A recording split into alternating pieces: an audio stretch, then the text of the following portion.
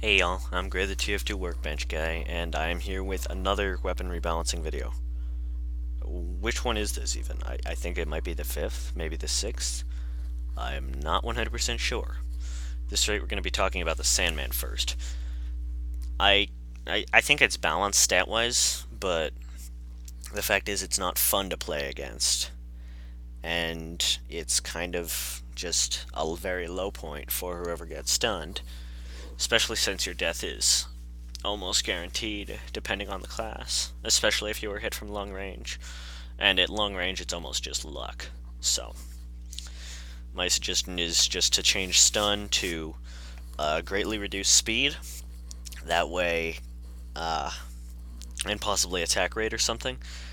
That way, a target won't be completely vulnerable, won't be completely helpless, but it allows the scout wielding the Sandman to either chase him down or benefit their team by slowing down targets. The downside could be changed. I don't know how I feel about that. I think that removing the stun would be a good idea. Reserve shooter. Saw this one coming. It's long been hailed as one of the most annoying weapons, and there's a reason for that.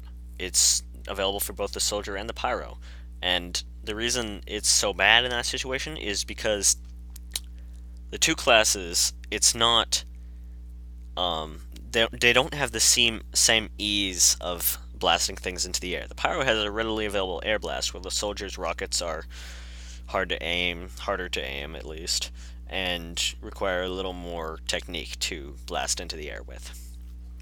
As such, I don't really have a solution. This weapon's really messed up. I personally think that the easiest way to fix it would be to equalize it, and by that I mean give the pyro a version and the soldier a version, but that's kinda iffy. Fan of War. See, this thing, I don't have a problem with it, except that it's too extreme. A melee weapon should be a last ditch, and you shouldn't just be doing, like, very little damage. First off, remove the crit on mini crit ability. I don't even see why it's there. It's kind of cumbersome. You could just put a damage penalty in place, and it would be less weird. Put it that way. With it right now, it deals next to no damage on the first hit, and then it deals about 2/3 normal damage of a stock bat.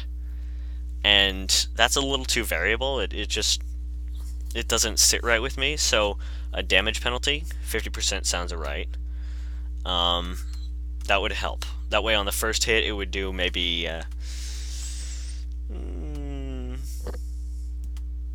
maybe 16, 17 damage. And then on consecutive hits it would do somewhere in the low 20s. And that seems a little better for me because it's less variable than the whole crit on mini crit thing. Just a small thing. I wanted to work that out. Gonna finish off with a soda popper.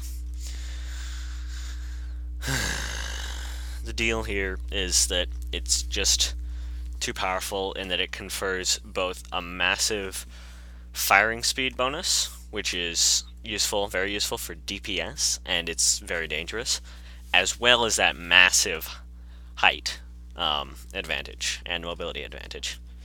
The clip size is not, it's not as big as you might think with the reload time, so it just doesn't feel balanced to me.